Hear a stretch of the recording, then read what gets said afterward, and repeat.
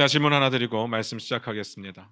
사랑하는 성도 여러분, 여러분 사랑해 보셨습니까? 당연하시겠죠. 사랑 한번 살면서 안 해본 사람이 어디 있겠습니까? 그렇다면 이렇게 묻겠습니다.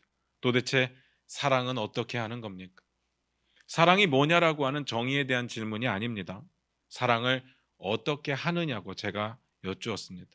꽤 많은 사람들이 사랑을 감정이라고 생각합니다. 설레는 감정, 두근거리는 감정, 그런 게 있으면 내가 사랑하는 것 같다라고 생각을 하고, 정반대로 그런 게 식어버리면 또 사랑도 식었다고 생각을 하죠.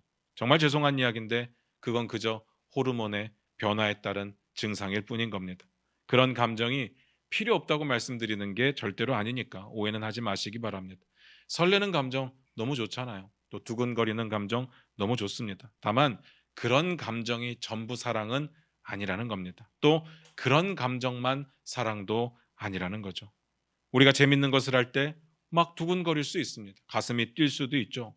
우리 청소년들 이야기하다가 제가 깜짝 놀란 것이 막 게임을 할 때 막 가슴이 두근거린다는 그런 이야기를 들은 적도 있습니다. 또 뿐만 아니라 또 어떤 분들은 자기가 좋아하는 물건을 보고 가슴이 뛰는 사람도 있죠. 쇼핑을 갔는데 어떤 물건을 딱 봤는데 그 물건이 나에게 이야기하는 것 같이 느껴지더랍니다. 나를 좀 사서 꼭 집에 데리고 가주세요. 막 이러면서 가슴이 뛰는 거죠. 그런데 그런 건 절대로 사랑은 아닙니다. 또 그런 게 없어도 충분히 사랑일 수 있습니다. 얼마 전에 같은 이야기 드렸었는데 성경에서 말하는 사랑이 뭐냐? 제가 주는 거라고 했습니다. 하나님께서 우리를 사랑하셔서 독생자를 주셨습니다. 그러니까 사랑이죠. 사랑은 주는 겁니다. 이건 사랑에 대한 정의를 말씀드린 것이 아니라 사랑을 어떻게 하느냐에 대한 방식에 대한 정의를 말씀드렸습니다. 이걸 바꿔서 말씀을 드리면 사랑은 주는 건데, 이 말을 다른 말로 표현하면 사랑은 내 것을 포기하는 겁니다. 준다는 게 그런 거잖아요. 내가 가진 것을 포기하니까 줄 수 있는 것 아니겠습니까? 하나님께서 자신을 주셨던 것이 바로 사랑인 것처럼 우리도 마찬가지입니다. 사랑을 어떻게 하는 거냐? 사랑하기 때문에 내 것을 포기할 수 있는 겁니다.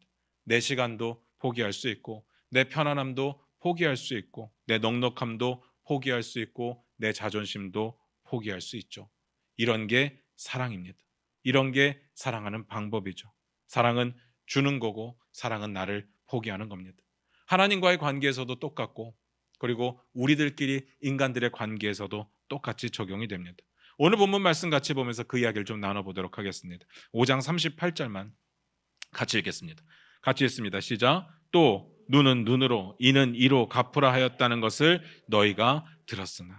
오늘은 착한 행실 5번째 시간입니다. 무엇을 너희가 들었으나, 이렇게 끝이 났죠. 이거 읽는 순간 이미 머릿속에 다 정리가 되셨을 겁니다. 패턴이라고 했습니다. 패턴 중에서도 앞부분. 패턴의 앞부분은 무엇을 이야기한다고요? 전통적으로 알고 있는 율법의 내용이 뭐냐가 소개되고 있죠. 이제 이 정도쯤은 제가 설명 안 드려도 다 아실 겁니다. 오늘도 지난주와 동일한 순서대로 보도록 하겠습니다. 첫 번째, 전통적으로 알고 있는 율법의 내용이 뭐냐? 두 번째, 예수님 당시에 유대인들이 그 율법을 어떻게 오해하고 있었느냐? 세 번째, 예수님께서 원하시는 이 율법을 지키는 방법이 뭘까라는 겁니다. 첫 번째부터 볼까요? 전통적으로 알고 있는 율법의 의미가 뭐였습니까? 5장 38절을 다시 봅니다. 같이 읽겠습니다. 시작. 또 눈은 눈으로 이는 이로 갚으라 하였다는 것을 너희가 들었으나. 눈은 눈으로 갚고 이는 이로 갚으랍니다. 쉽게 표현하면 눈 이죠. 그래서 고대 사회의 가장 기본이 되는 법이 이런 거였습니다. 함무라비에도 나오는 법이죠. 얼핏 들으면 굉장히 합리적인 법처럼 느껴지겠지만 조금만 생각을 해보면요, 솔직히 저는 섬뜩하더라고요.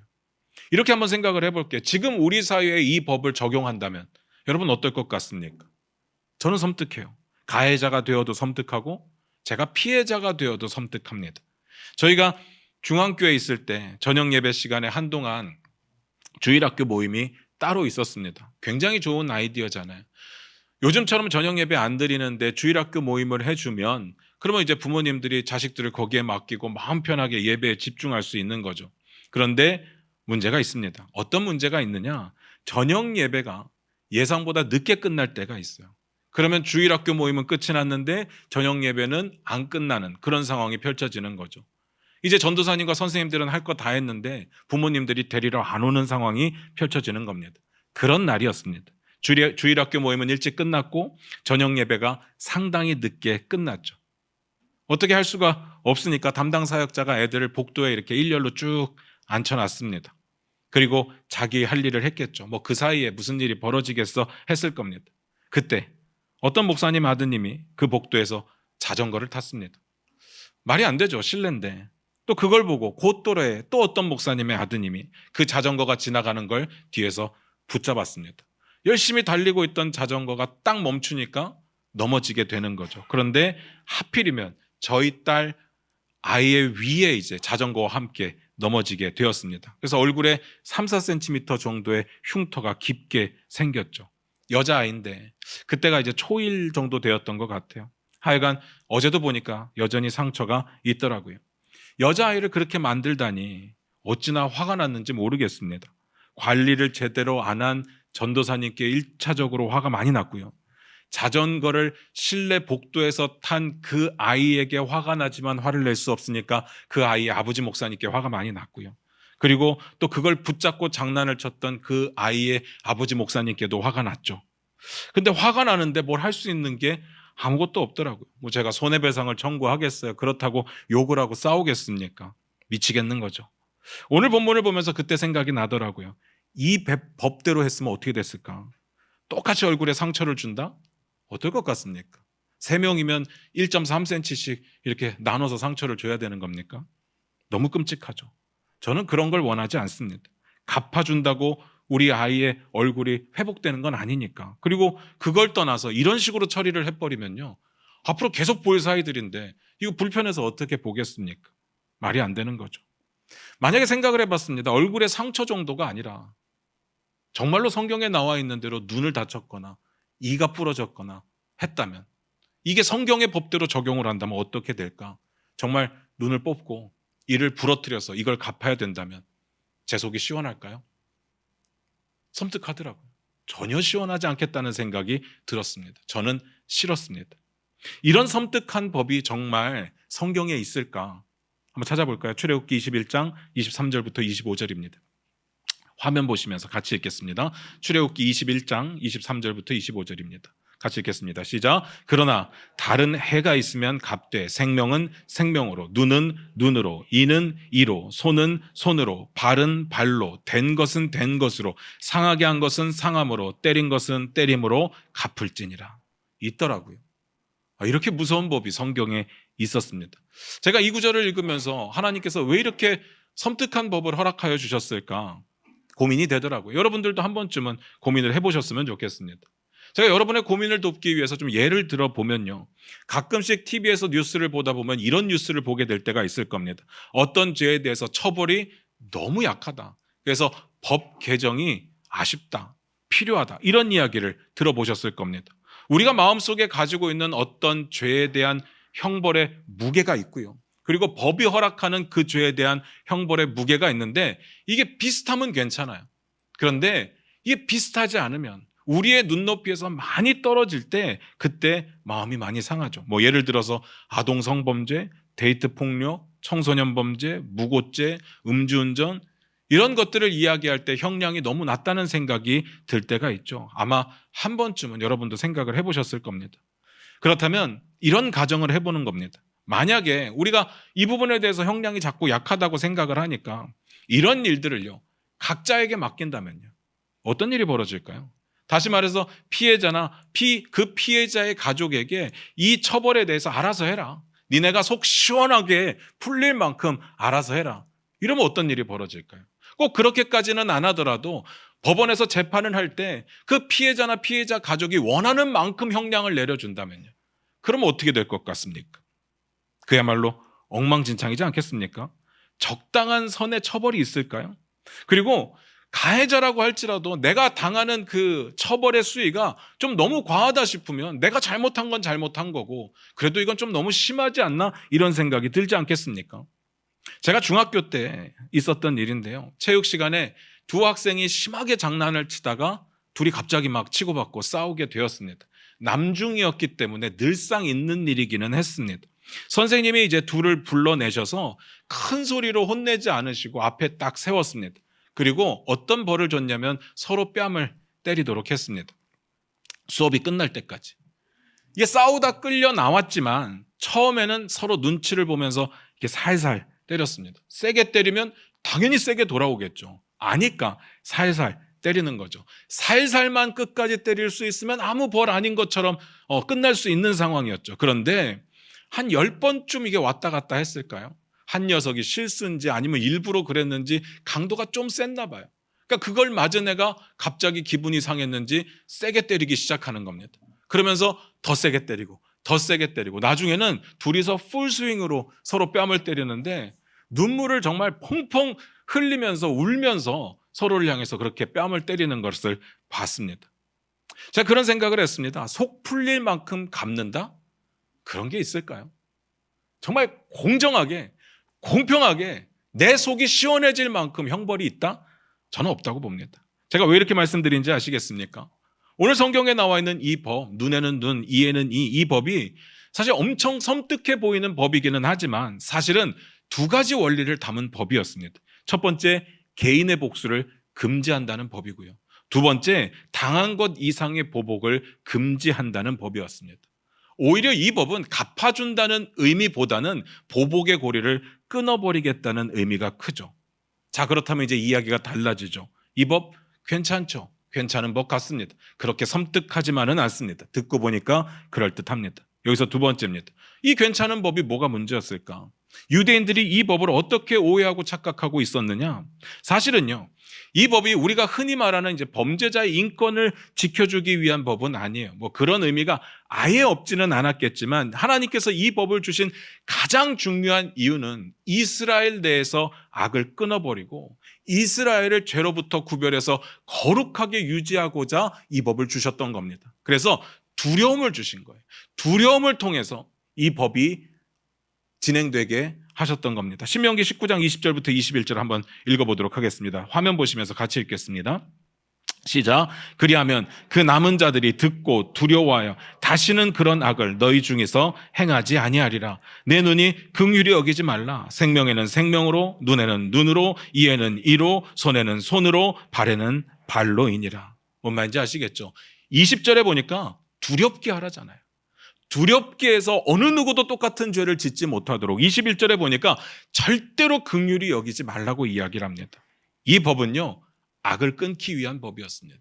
거룩하게 구별하기 위한 법이었습니다. 그런데 중요한 건 이 법을 그래서 그런 식으로 하나님이 원하시는 방식대로 지켰느냐, 이스라엘 자신들의 내부의 악을 끊어버리고 하나님이 원하시는 거룩한 공동체가 되기 위해서 이스라엘이 이 법을 지켰을까? 그랬으면 아무 문제가 없었겠죠. 예수님께서 굳이 이 말씀을 하실 이유가 없었겠죠. 아니니까 예수님께서 문제 제기를 하시는 겁니다. 예수님 시대는요, 로마의 통치를 받고 있었습니다.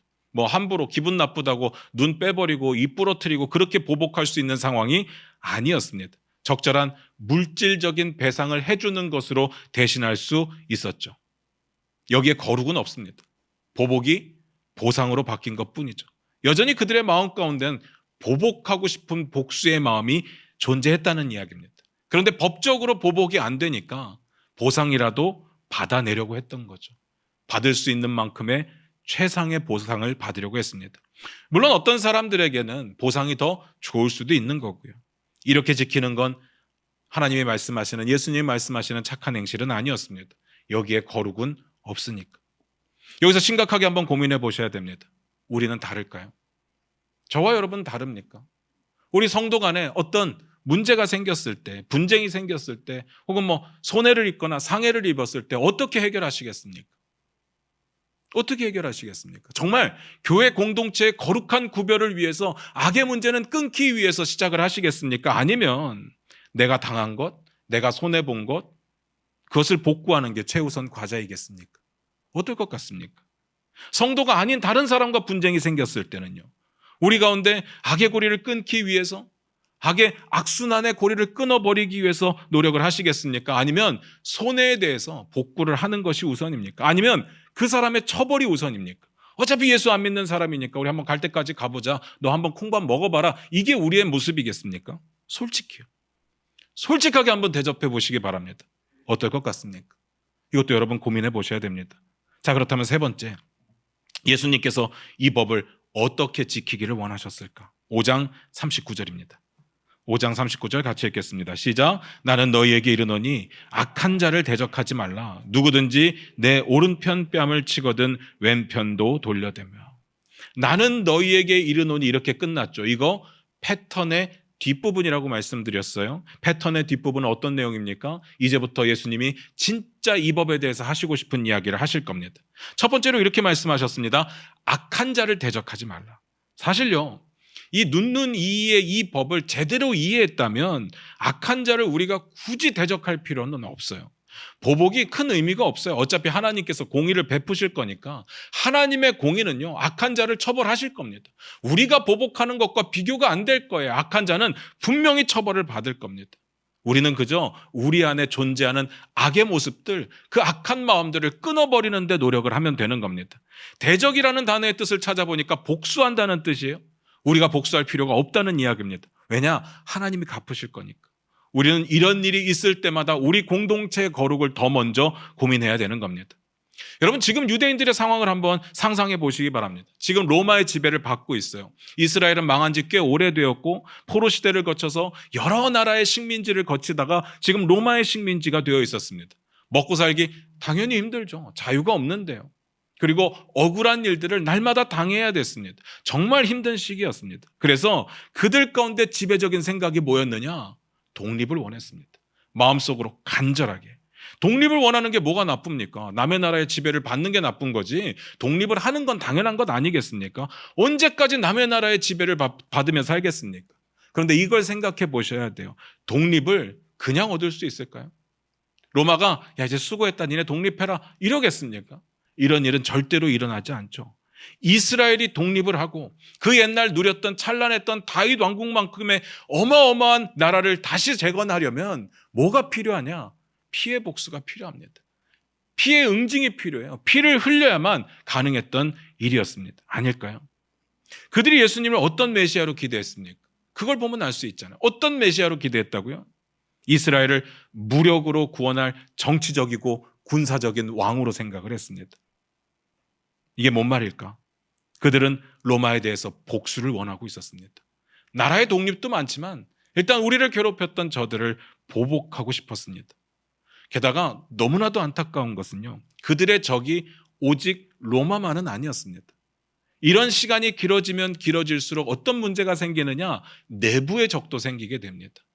그들 내부에 어떤 사람들이 생겨나는가 하면요, 로마의 앞잡이가 돼서 민족을 배신하고 또 민족의 피를 빨아먹는 사람들이 당연히 생기게 됩니다. 어떤 나라나 어떤 민족이나 이런 사람들은 생기게 돼요. 대표적인 게 누굽니까? 세리요. 세리였습니다. 민족을 배신하고 민족의 피를 빨아먹던 사람들이 세리였잖아요. 그래서 성경에 보면 셀롯 당원들이 나오는데 그 젤롯 당원들은 뭘 했느냐? 늘 품에 칼을 품고 다녔답니다. 으슥한 데서 세리를 만나면 언제든지 죽여버릴 수 있게. 보복과 복수의 마음이 극에 달했습니다. 당연해요. 상처가 크잖아요. 이 오랜 시간 400년 이상을 남의 나라의 지배를 받고 있는데 얼마나 마음이 크고 얼마나 마음이 불안하고 얼마나 상처가 컸겠습니까? 복수하고 싶은, 갚아주고 싶은 마음들이 분명히 있었을 겁니다. 그게 안 되면 보상이라도 받아야죠. 그래서 예수님께서 말씀하시는 겁니다. 악한 자를 대적하지 마라. 그들이 지금 지배를 받고 있는 이유가 사실은요, 로마 때문은 아니에요. 로마가 이스라엘 백성들에게 악하게 한 거 맞긴 한데 사실은요, 이스라엘이 하나님을 버렸기 때문이에요. 이스라엘이 우상을 섬겼기 때문이고 이스라엘이 음란하게 이방신을 섬겼기 때문에 불순종 때문에 하나님께서 그들에게 이 고난을 주시는 겁니다. 그러면 이 문제를 푸는 방법은요, 로마를 무찔러서 될 문제는 아니에요. 로마에게 피해 복수를 해서 될 문제가 아니에요. 이들이 하나님 앞에 무릎 꿇고 회개하지 않으면 이 일은 해결이 안 되는 겁니다. 지금 이들에게 필요한 것은 철저한 회개였습니다. 하나님 앞에 무릎 꿇는 거였습니다. 그러면 그 다음은 하나님이 하실 거예요. 이게 하나님 주신 징벌이기 때문에 하나님께로 되돌아오면 하나님께서 되돌려 놓으실 겁니다. 그런데 왜 그러지 못하느냐? 이스라엘 백성들은요, 여전히 하나님을 전적으로 신뢰하지 못했습니다. 공의의 하나님께서 공의로 심판하실 것이라는 사실에 대해서 믿지 못했습니다. 우리도 그러지 않습니까? 아닐까요? 우리도 하나님의 공의를 온전히 신뢰하지 못하니까 나에게 좀 힘든 일이 생기고 억울한 일이 생기면 바로 나서잖아요. 하나님께 맡겨야 되는데 내가 이걸 처리하려고 하죠. 보상도 받아내고 보복도 하고 그래서 모든 것들을 해결하려고 하지 않습니까? 이래서는요, 악의 순환의 고리가 우리 가운데 끊어질 수가 없습니다. 그래서 말씀하시는 거예요. 악한 자를 대적하지 마라. 이게 무슨 말이겠습니까? 악의 순환의 고리, 보복의 고리를 너희가 끊어버려라. 그 말이죠. 그래서 악한 자를 대적하지 않는 게 착한 행실로 묘사를 하고 있는 겁니다. 그래야 악의 고리가 끊어지니까. 그리고 나서 이제 4가지 실천 사항을 이야기합니다. 첫 번째, 5장 39절 다시 봅니다. 같이 읽겠습니다. 시작. 나는 너희에게 이르노니 악한 자를 대적하지 말라. 누구든지 내 오른편 뺨을 치거든 왼편도 돌려대며. 뭐라고 되어 있습니까? 내 오른편 뺨을 치거든 왼편도 돌려대래요. 이거 굉장히 유명한 내용이죠. 이건 교회 안 다니는 사람들도 다 아는 내용이에요. 제가 부탁드릴 게 있는데 오늘 나오는 내용은 다 문자 그대로 받아들이시면 안 돼요. 이건 강조법입니다. 여러분 이거 생각해 보셨어요? 우리가 오른편 뺨을 맞으려면 나를 때리는 사람은 어떤 손으로 때려야 될까요? 이게 어려운가요? 오른편을 맞으려면 나를 때리는 사람은 어떤 손으로 때려야 돼요? 왼손으로 때려야 됩니다. 그런데 성경은요, 항상 오른손 중심이에요. 그러면 이 이야기는 오른손으로 오른편 뺨을 때렸을 때를 이야기하는 거거든요. 다시 물을게요. 오른손으로 오른편 뺨을 때릴 수 있는 방법이 뭐가 있을까요? 이게 지금 어떻게 쳐야 되는 거예요? 꼭 뺨을요, 손바닥으로 친다는 고정관념을 버리셔야 돼요. 사고의 전환이 좀 필요합니다. 오른손으로 오른뺨을 칠 수 있는 방법은요, 여기서 딱 한 사람만 했는데 손등으로 치면 되죠. 상상해 보시기 바랍니다. 손등으로 뺨을 때리는 거예요. 찰싹. 묘하게 기분이 나빠요. 경험상 주먹으로 맞는 것보다 손바닥으로 뺨을 맞는 게 기분이 더 나빠요. 아픈 건 주먹으로 맞는 게 더 아픈데 기분은 손바닥으로 뺨 맞는 게 더 기분 나빠요. 그런데 그거보다 더 기분 나쁜 게 손등으로 뺨을 맞는 게 훨씬 더 기분이 나쁘죠. 유대인들은요, 이런 행위를 너무 수치스럽게 생각했습니다. 이렇게 맞으면 보상을 2배 신청할 수 있어요. 그만큼 수치스럽게 생각했죠. 근데 예수님께서 이렇게 말씀하시는 거예요. 왼 뺨도 돌려대라. 제 경험상 이러면 더 맞습니다. 제가 경험을 자꾸 이야기하니까 제가 뭐 맨날 맞고 다니는 것처럼 생각을 하겠지만 그렇지는 않습니다. 근데 사람이 맞을 때 제가 경험상 보니까 최대한 아파하는 모습을 보여야 덜 때립니다. 거기서 멈추죠. 근데 이게 너무 당당하게 왼편을 딱 돌려대면 야, 덜 맞았나 싶어서 더 때리게 되는 거죠. 그러니까 제 부탁은 문자 그대로 받아들이시면 안 된다는 이야기예요. 그럼 뭐냐? 성경 한 곳만 찾아보겠습니다. 이사야 50장 6절인데요. 우리 화면 보시면서 같이 읽겠습니다. 시작. 나를 때리는 자들에게 내 등을 맡기며 나의 수염을 뽑는 자들에게 나의 뺨을 맡기며 모욕과 침뱉음을 당하여도 내 얼굴을 가리지 아니하였느니라. 누구의 이야기입니까? 이거 읽을 때 누가 생각나십니까? 예수 그리스도요. 예수님은 이렇게 사셨습니다. 그냥 다 내어놓으셨습니다. 뺨을 맞아도 괜찮고 모욕을 당하고 침뱉음을 당해도 괜찮고 피하지 않으셨습니다. 그리고 보복하지도 않으셨죠. 힘이 없어서가 아닙니다. 힘이 있으시지만 참으셨습니다. 모든 유대인들은 예수님께 원했던 게 뭐예요? 피해 응징, 피해 복수, 무력, 군사적인 힘. 그럴 수 있는 분이셨잖아요. 지금까지 살펴봤던 예수 그리스도의 그 기적을 보면 어마어마하거든요. 충분히 하고도 남을 수 있는 분입니다. 그런데 예수님은요, 묵묵히 그 수치를 다 당하셨습니다. 십자가에도 달리셨죠. 예수님은 보복과 복수를 선택한 것이 아니라 사랑을 선택하셨고 용서를 선택하셨습니다. 어떻게 이게 가능하냐? 이게 말이 되냐? 물론 예수님이시니까 가능하시겠죠. 그런데 이게 가능할 수 있었던 이유가 뭐냐면 하나님의 공의를 믿었으니까. 공의의 하나님께 모든 것을 맡겼기 때문에 가능한 거였습니다. 예수님께서 이렇게 말씀하십니다. 복수하고 싶은 마음이 있으면, 보복하고 싶은 마음이 있으면 차라리 수치를 선택해라. 뭔가 쉬워 보이지 않죠? 뭔가 먹먹함과 묵직한 그런 무게가 느껴지지 않습니까? 그런데 이렇게 할 때 악의 고리가 끊어지는 겁니다. 그 다음 볼까요? 2번째입니다. 5장 40절.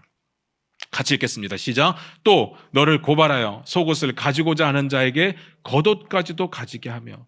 여기서는 이제 고발이라는 단어가 굉장히 중요한 단어인데요. 어떤 사유인지는 나와 있지 않지만 이게 고소고발에 사용된 그런 상황인 겁니다. 빚에 대한 담보물인 건지 아니면 상해나 손해에 대한 배상인 건지 아니면 그냥 악한 자들이 말도 안 되게 우리를 괴롭히는 건지 뭐 상황은 어떤 건지 모르겠어요. 그런데 어떤 상황이든 상관없습니다. 어떤 경우든 상관없습니다. 속옷을 가지고자 하면 겉옷도 벗어주라고 이야기를 합니다. 우리 옷들 생각하시면 안 돼요. 누가 내 속옷을 원하겠습니까? 변태죠. 그런 게 아니라 그 당시는 가난했거든요. 그러면 옷은 재산입니다. 그러니까 겉옷에 반대되는 말 속옷, 안에 입는 옷을 이야기하는 거예요. 그리고 겉옷은요, 이스라엘 백성들, 유대인들, 가난했던 유대인들이 끝까지 지켜야 되는 자신의 재산이었어요. 가장 중요한 재산이었다는 이야기입니다. 그래서 심지어는요, 율법은 이 겉옷에 대해서 담보로 잡을 수 없도록 정해놨어요. 겉옷은 담보로 받으면 안 돼요. 만약에 어쩔 수 없어서 받았다면 밤에 꼭 돌려줘야 됩니다. 이렇게 법으로 정해놨어요. 그런데 지금 상황을 보니까 겉옷까지 벗어주고 나면 가난한 유대인들에게 어떤 상황이 펼쳐지느냐, 너무나도 추운 저녁에 그 추위와 맞서서 싸워야 되고 자신의 안전이 온전히 지켜지지 않는 그런 상황에 놓이게 된다는 이야기입니다. 예수님 모르셨을까요? 근데 왜 그러라고 하셨을까? 간단합니다. 악의 고리를 끊으라고. 너에게 마음에 복수심이 있다면, 분노함이 있어서 보복하고 싶다면 차라리 안전을 포기해라. 그거죠. 묵직합니다. 그 다음 볼까요? 세 번째 5장 41절입니다. 같이 읽겠습니다. 시작. 또 누구든지 너로 억지로 오리를 가게 하거든 그 사람과 심리를 동행하고. 한번 생각해 보시기 바랍니다. 누가 우리를 억지로 오리를 가게 만들 수 있을까? 그냥 우리가 이렇게 보면 막 친한 사이들끼리 막 억지로 데리고 가고 나를 위해서 좀 같이 가주자 이런 느낌처럼 보이지만 성경의 원어는 그런 뜻은 아니에요. 이건 강제로라는 뜻입니다. 강제로. 그래서 영어로는요, force라고 번역을 했어요. 이 부분을 이해하기 쉽게 설명을 드리면요, 마태복음 27장 32절입니다. 같이 한번 읽어보겠습니다. 마태복음 27장 32절입니다. 같이 읽겠습니다. 시작. 나가다가 시몬이란 구레네 사람을 만나매 그에게 예수의 십자가를 억지로 지워가게 하였더라. 무슨 상황인지 아시죠? 이런 내용입니다. 이게 가능했던 시대였어요. 내가 하고 싶어서 하는 거라면 그럴 수 있어요. 내가 예수님 너무 좋아하는데, 예수님 너무 사랑하는데 예수님 십자가 지고 가는 게 너무 안쓰러워 보이니까 막 채찍에 맞으시고 피 질질 흘리면서 가는데 그 무거운 십자가 지는 거 너무 안쓰러워서 내가 대신 지고 가겠습니다. 이건 가능해요. 그런데 전혀 생판 모르는데, 아무것도 모르는데 그냥 내 길 가고 있는데 갑자기 붙잡아서 같이 가라는 거예요.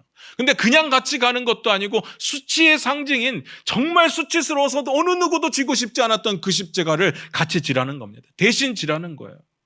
어떤 생각이 들까요? 마음속에서요, 이 비참함과 수치심이 치밀어 오르지 않겠습니까?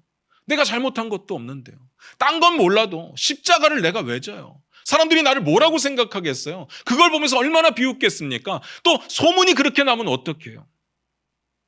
근데 예수님께서 뭐라고 하세요? 2배를 그냥 가주래. 수고를 더하라는 이야기입니다. 여기서 역시 문자 그대로 오리 심리가 중요한 것이 아니라 수고를 더해줘라. 이 말은 너희 가운데 복수의 마음이 있으면, 분노의 마음이 있으면, 보복하고 싶은 마음이 있으면 차라리 수고를 해라. 그만큼 수고하더라도 보복은 안 된다. 복수는 안 된다. 그겁니다. 마지막 42절. 같이 읽겠습니다. 5장 42절입니다. 시작. 내게 구하는 자에게 주며 내게 꾸고자 하는 자에게 거절하지 말라. 계속해서 부탁드리는 것은 이거 문자 그대로 보시면 안 됩니다. 길게 보지는 않을게요. 이쯤 하면 답 나오죠. 복수하고 싶은 마음, 보복하고 싶은 마음이 있다면 차라리 물질적인 손해를 받아들여라. 그 말이죠. 법대로 물질적인 이익을 얻는 것으로 복수하겠다. 이건 착한 행실이 아닌 겁니다. 착한 행실과 상관이 없죠. 제발 이런 구절을 마음대로 적용하지 마시기 바랍니다. 이렇게 나와 있으니까 돈을 꿔도 되는구나. 그 뜻은 아닙니다. 제발 우리 중앙교회 성도님들 사이에서는 돈을 꿔주지도 말고 꾸지도 마시기를 부탁을 드려요. 돈이 없으면 저한테 말씀하세요. 제가 교회 차원에서 어떻게 도울 수 있는지를 심각하게 진지하게 고민해 보겠습니다. 그런데 이런 경우는 돼요. 그냥 내가 주고 안 받겠다. 이런 마음이 얼마든지 주셔도 됩니다. 그거 외에는 안 됩니다. 이 내용은요, 구하고 꾸는 자에게 그래도 된다는 이야기가 아니라 물질적인 손해를 감수하고서라도 보복과 복수는 안 된다는 이야기예요. 무슨 말인지 아시겠습니까? 우리가 돈을 빌려주고 못 받게 되면 막 마음이 막 불편하잖아요. 그런 복수하고 싶은 마음, 보복하고 싶은 마음이 있을 때 그 돈을 포기하고서라도 그 마음은 빨리 버리라는 이야기죠. 만약에 돈을 꺼도 된다라고 우기는 근거가 된다면 그럼 앞에 나와 있는 내용들은 뭐예요? 뭐 뺨을 때려도 되는 거예요? 아니면 막 일 시켜도 되는 거예요? 남의 옷 뺏어도 되는 겁니까? 그런 건 아니잖아요. 정리를 해보겠습니다. 복수와 보복을 멈추기 위해서 제자들이 감내해야 될 것들이 꽤 많이 있었습니다. 안전도 포기해야 되고 수치심도 받아들여야 되고 수고도 더 많이 해야 되죠. 그리고 물질적 손해도 감수해야 됐습니다. 이게 뭐예요? 악한 자를 대적하지 말라고 하시면서 하신 이야기입니다. 그러니까 그렇게 다 포기하고서라도 복수는 안 되는 겁니다. 보복은 안 되는 겁니다. 무슨 뜻인지 아시겠습니까? 그런데 제가 이렇게 말씀을 드리니까 어디서 보던 이야기예요. 자꾸 하지 말래요. 포기하래요. 그게 뭐라고요? 사랑이라고요. 사랑은요, 내 걸 포기하는 겁니다. 아니, 악한 자라고요. 못된 놈들이라고요. 그런데 이렇게까지 사랑해 줄 이유가 있습니까? 우리는 늘 입에 달고 사는 말이 있습니다. 그건 옳지 않다. 우리는 마치 재판관처럼 옳다 그르다는 말을 우리의 삶 속에 정말 많이 사용합니다. 누군가가 나에게 조금이라도 상처를 주면 파르르 떨죠. 그러면서 이렇게 말합니다. 이런 놈들은 사회 정의를 위해서라도 본때를 보여줘야 된다. 옳지 않다. 악하다. 진짜 그럴까요? 진짜 우리의 마음에 사회 정의가 꼭 필요한 걸까요? 아니, 평소에는 관심 없다가 왜 내가 당하고 남은 사회 정의를 우리가 이야기하는 걸까? 내 복수심을 사회 정의라고 하는 대의 명분 뒤에 감추는 것은 아닐까요? 솔직해지자고요. 보상받고 싶은 거잖아요. 강력한 처벌을 원하는 거잖아요. 복수하고 싶은 겁니다. 아닐까요? 여러분들은 아닌 것 같은데 저는 그렇더라고요. 제 마음에는 그런 마음이 있어요. 물론 그럴 수 있습니다. 당한 만큼 보상받아야 되고 배상도 받아야 돼요. 그게 나쁜 건 아니에요. 보상을 받는 게 왜 나쁜 거예요? 배상을 받는 게 왜 나쁜 거예요? 중요한 건 마음 가운데 복수심이 있다는 거죠. 보복하고 싶은 마음이 있다는 거죠. 그 마음을 가지고 배상을 받으려고 하는 건 나쁘다는 이야기입니다. 그 마음을 가지고 처벌하려고 하는 건 나쁘다는 이야기입니다. 그게 있으면 안 됩니다. 그게 있다면 차라리 손해를 선택해라. 우리 주님이 말씀하십니다. 이게 포기가 안 되면요, 예수님 시대 유대인들하고 우리가 뭐가 다르죠? 그들도 보상을 원했고 그들도 보복을 원했어요. 그들도 처벌을 원했어요. 뭐가 다를까? 우리가 하나님 나라 백성이라면 하나님의 뜻을 따라서 우리 그리스도인들이 교회가 거룩하게 구별되기 위해서 노력해야 되고 우리 가운데 어떤 악도 생기지 않도록 최선을 다해서 끊어버려야 되죠. 그러면서 공의를 외쳐야 됩니다. 그런데 곰곰이 생각을 해보면 오히려 진짜 공의를 외쳐야 될 땐 우리 침묵하지 않았습니까? 관심도 없었잖아요. 그런데 이 공의를 위해서 또 내가 희생해야 될 때는 어떻습니까? 못 본 척하지 않았습니까? 내가 그렇게까지? 내가 상처를 당하고 손해를 입으면 그때 갑자기 공의가 생각이 납니다. 세상이 이래서는 안 되는 거죠. 이 마음은요, 진짜 공의가 중요한 게 아니라 나를 괴롭혔던 사람을 처벌하고 싶은 거죠. 우린 이렇게 자주 이야기하잖아요. 옳지 않다. 뭐가 옳지 않을까요? 그들의 악함이요? 그렇죠. 옳지 않죠. 그런데 복수하고 싶은 내 마음은요? 그건 옳은가요? 그렇지도 않다는 이야기입니다. 물론 우리 마음에 이런 의문이 들 수 있습니다. 예수 믿는다고 왜 맨날 당하고만 살아야 돼? 왜 바보같이 살아야 돼? 간단해요. 그게 예수님께서 원하시는 착한 행실이니까. 악의 순환의 고리를 끊어야 되거든요. 우리는 화평케 하는 직분을 받은 자들인데 복수를 하지 말아야 그게 착한 행실이라고 말씀하시는 거예요. 말씀 마무리 짓겠습니다. 우리 이걸 아셔야 돼요. 항상 하나님의 말씀은요, 공백 상태로 두지는 않습니다. 이게 뭔 말이냐면 하지 마라로 끝난 적이 없어요. 그 다음에 꼭 그거 대신에 해야 될 것들이 있죠. 거짓말을 하지 마라, 그걸로 끝나지 않습니다. 우리는 진리를 이야기해야 되죠. 뭔 말인지 아시겠습니까? 예수님께서 원하셨던 것은 보복과 복수의 마음을 거둬들여라 해서 끝나지 않습니다. 항상 능동적인 다음 행위가 있죠. 그게 뭐라고요? 사랑이요. 어떻게 이런 결론에 도달합니까? 사랑이 뭔데요? 사랑은 주는 거. 내 것을 포기하는 거. 내 억울함도 포기하고 내 복수심도 포기하고 내 손해도 포기하고 다 포기하는 거. 예수님께서 자신을 죽음으로 내몬 유대인들에게 생명을 주시잖아요.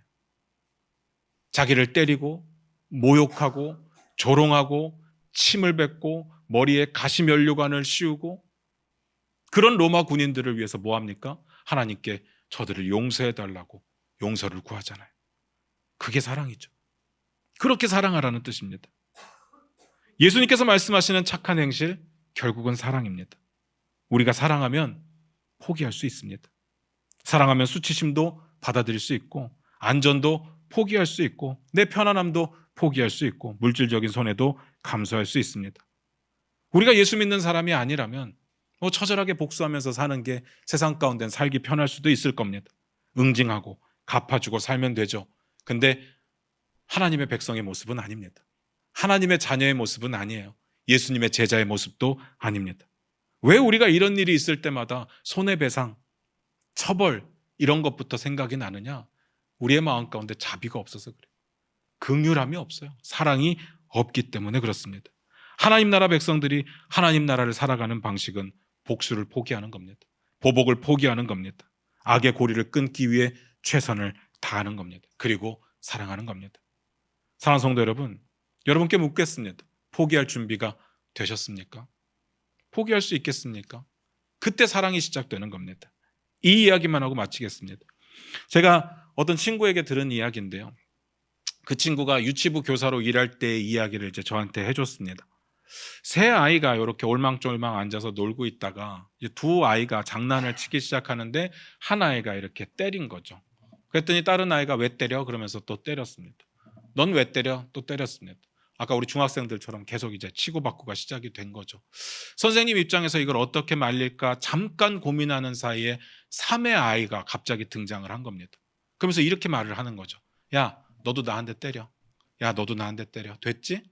싸우지 마. 우리가 아이의 이야기를 들으면서 뭔가 배워야 되지 않겠습니까?